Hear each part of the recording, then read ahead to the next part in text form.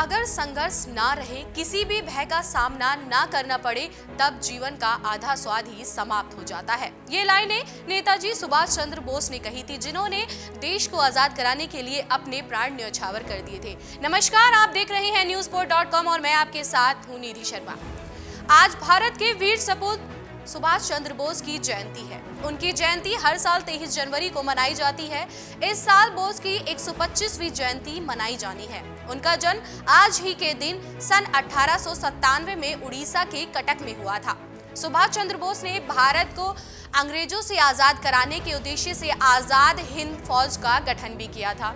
सुभाष चंद्र बोस एक महान नेता थे। नेता अपने सिद्धांतों से कभी समझौता नहीं करते थे। उनमें विरोधियों को साथ लेकर चलने का महान गुण कूट कूट कर भरा था। दरअसल भारतीय स्वतंत्रता संग्राम में अलग अलग विचारों के दल थे। एक तरफ महात्मा गांधी उदार विचारों वाले दल का प्रतिनिधि थे, वहीं नेताजी अपने जोशीले स्वभाव के कारण क्रांतिकारी विचारों वाले दल में थे। यही कारण था कि महात्मा गांधी और सुभाष चंद्र बोस के विचार भिन्न भिन्न थे, लेकिन वह ये अच्छी तरह से जानते थे कि महात्मा गांधी और उनका एक ही मकसद है, यानी देश को आजादी दिलाना। वह ये भी जानते थे कि महात्मा गांधी ही देश के राष्ट्रपिता कहलाने के सचमुच हकदार है। और आपको बता दें कि सबसे पहले गांधी जी को राष्ट्रपिता कहने वाले ही नेताजी थे। नेताजी सुभाष चंद्र बोस से जुड़े अनेक किस्से हैं जो हमारे लिए प्रेरणा के स्रोत है। ऐसा ही एक किस्सा हम आपको आज बताएंगे। बात उस समय की है जब नेताजी सुभाष चंद्र बोस इंग्लैंड के आईपीएस का इंटरव्यू देने गए थे। वहां उनका इंटरव्यू लेने वाले सभी अधिकारी अंग्रेज थे। वह भारतीयों को किसी बड़े पद पर नहीं देखना चाहते थे, इसीलिए इंटरव्यू में कठिन प्रश्न पूछकर भारतीयों को नीचा दिखाने का प्रयास कर रहे थे। जब नेताजी की बारी आई तो वह इंटरव्यू के लिए अंग्रेज अधिकारियों के सामने बैठ गए। एक अधिकारी ने उन्हें देखकर व्यंग से मुस्कुराते हुए पूछा, बताओ छत के पंखे में कुल कितनी पंखुड़ियां हैं? इस अटपटे प्रश्न को सुनकर नेताजी की नजरें पंखे पर चली गई।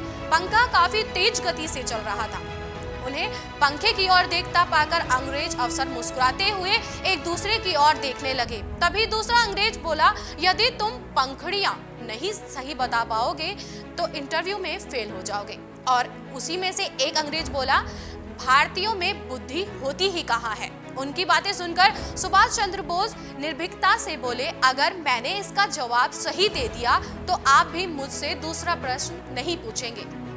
साथ ही मेरे सामने यह भी स्वीकार करेंगे कि भारतीय ना सिर्फ बुद्धिमान होते हैं बल्कि वह निर्भीक और धैर्य से हर प्रश्न का हल खोज लेते हैं। अंग्रेजों ने उनकी बात मान ली और उन्हें उत्तर देने के लिए कहा। इसके बाद सुभाष चंद्र बोस तेजी से अपने स्थान से उठे।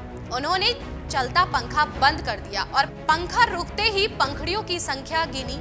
इसके बाद पंखुड़ियों की सही संख्या अधिकारियों को बता दी। सुभाष जी की बुद्धि और सूझबूझ देखकर इंटरव्यू बोर्ड के सदस्यों का सिर शर्म से झुक गया।